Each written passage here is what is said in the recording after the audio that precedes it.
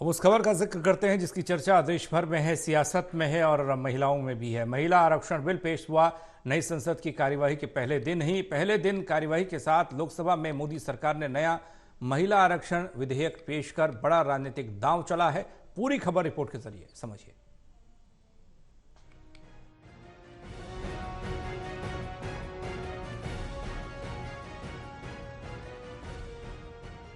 नए संसद भवन में कार्रवाई के पहले ही दिन मोदी सरकार ने महिला आरक्षण विधेयक पेश कर दिया है।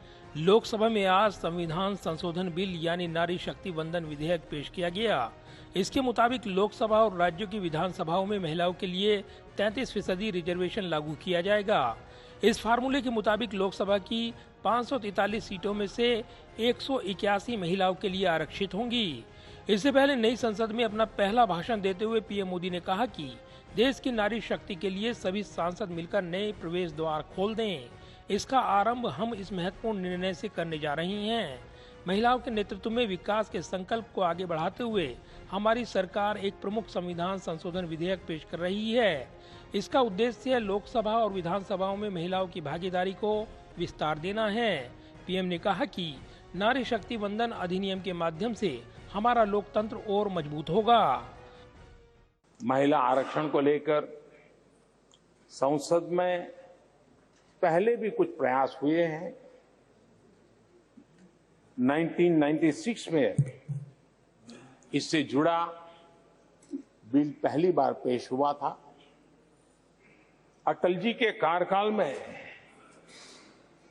कई बार महिला आरक्षण का बिल पेश किया गया, कई बार, लेकिन उसे पार कराने के लिए आंकड़े नहीं जुटा पाए और उसके कारण वो सपना अधूरा रह गया।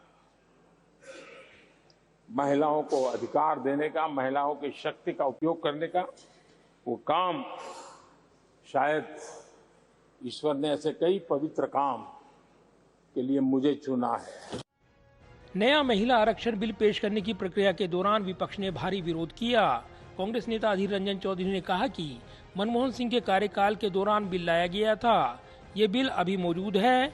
अधीर रंजन चौधरी ने कहा कि इस बिल को क्यों नहीं लाया जा रहा है। राजीव जी की सरकार, नरसिम्हा राव जी की सरकार, फिर डॉक्टर मनमोहन जी की सरकार, अलग अलग सरकारों ने अलग अलग समय पर अपनी हैसियत के अनुसार उसको पास कराने की प्रयास किया। कभी राज्यसभा में पास होता था, लोकसभा में नहीं होता था। कभी लोकसभा में होता था, राज्यसभा में गिर जाता था। डॉक्टर मनमोहन सिंह की सरकार के वक्त जो ये बिल आया वो आज तक जीवित है, आज तक जीवित है, राज्यसभा में पास हुआ है।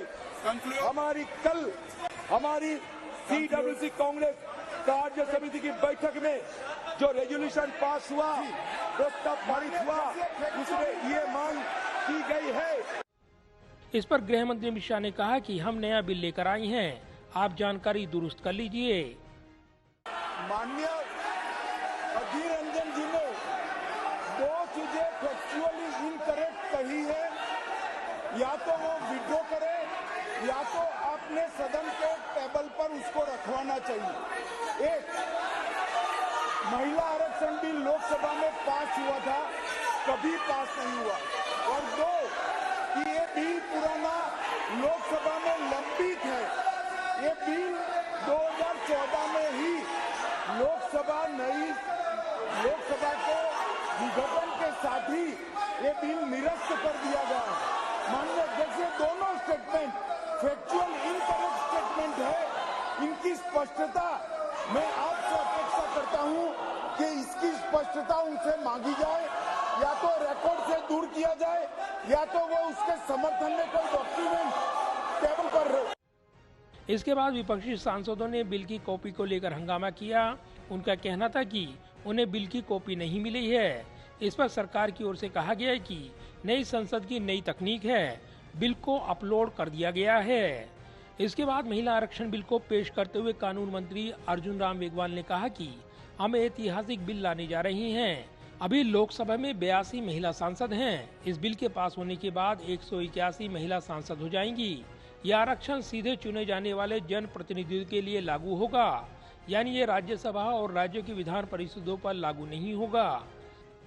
इस बिल के माध्यम से हम आर्टिकल 239AA, 330A और 332A और 334A इनमें संशोधन कर रहे हैं संविधान में।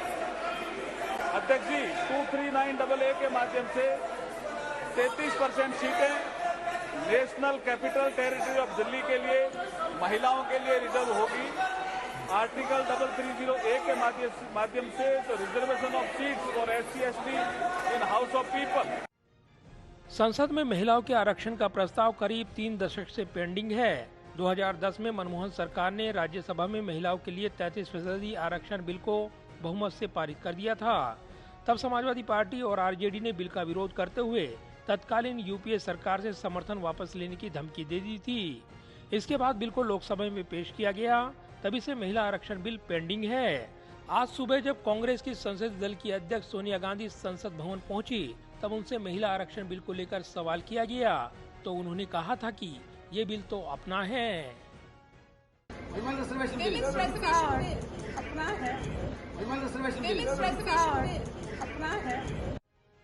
अब मोदी सरकार ने नई संसद में महिला आरक्षण विधेयक पेश कर दिया है। मोदी सरकार की ओर से लाए गए नई महिला आरक्षण विधेयक में सबसे बड़ा पेच ये है कि यह डिलिमिटेशन यानी परिसीमन के बाद ही लागू होगा। ये परिसीमन इस विधेयक के बाद होने वाली जनगणना के आधार पर ही होगा। साल 2024 में होने वाले आम चुनाव से पहले जनगणना और परिसीमन करीब करीब असंभव दिख रही हैं। ऐसे में इस बार तो ये मौजूदा आरक्षण प्रणाली लागू नहीं हो पाएगी। ऐसे में इस बिल को लेकर तमाम निगाहें लगी हैं, सस्पेंस भी बना हुआ है। कैमरामैन विद्या ब्रिक के साथ प्रदीप कुमार, टोटल न्यूज, दिल्ली।